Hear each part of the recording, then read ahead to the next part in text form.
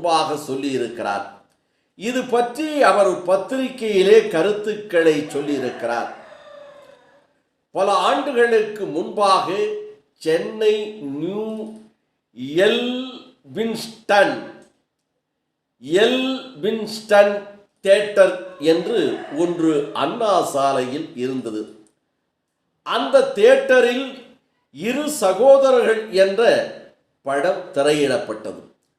அதில் கதாநாயகனாக அன்றைய இரு சகோதரர்கள் திரைப்படத்தின் கதாநாயகனாக கே.பி. கேசவன் நடித்திருந்தார்.